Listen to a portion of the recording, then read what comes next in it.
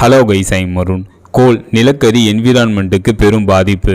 கோல் இந்த நிலக்கரியை பயன்படுத்தி தான் தெர்மல் பவர் பிளானட்ல எலக்ட்ரிசிட்டியை ஜென்ரேட் பண்றாங்க. அதாவது தெர்மல் பவர் பிளானட்ல நிலக்கரியை எரிப்பதன் மூலம் எலக்ட்ரிசிட்டி ஜென்ரேட் பண்ணப்படுது. இப்ப ரீசெண்டா சைனால உள்ள சயின்டிஸ்ட் கோல் நிலக்கரியை எரிக்காமலே அதிலிருந்து மின்சாரத்தை எலக்ட்ரிசிட்டியை ஜென்ரேட் பண்ண முடியும் அப்படின்னு தெரிவிச்சிருக்காங்க.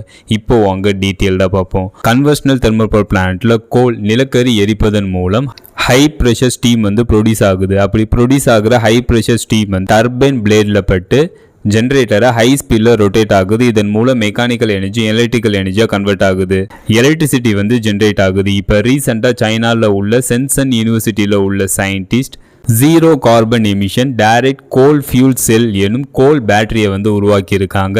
கோல் பேட்டரியை பயன்படுத்தி எலக்ட்ரோகெமிக்கல் ப்ராசஸ் மூலம் நிலக்கரியை எரிக்காமலே அதிலிருந்து டைரக்டா எலக்ட்ரிக்கல் எனர்ஜியை எலக்ட்ரிசிட்டியை ஜென்ரேட் பண்ண முடியும். மூலம் நோ ஹீட் லாஸ். கன்வென்ஷனல் கோல் ஃபயர் பவர் பிளான்ட்டை விட 2 மடங்கு எஃபிஷியண்டாக இருக்கு அப்படின்ட்டு சயின்டிஸ்ட் தெரிவிச்சிருக்காங்க. அது மட்டும் இல்லாமல் இந்த டெக்னாலஜியில் க்ளோஸ்டு லூப் இருக்குது. அதன் மூலம் எமிட் ஆகிற கார்பன் அட்மாஸ்பியரில் ரிலீஸ் ஆகாமல் கலெக்ட் பண்ணப்படுது.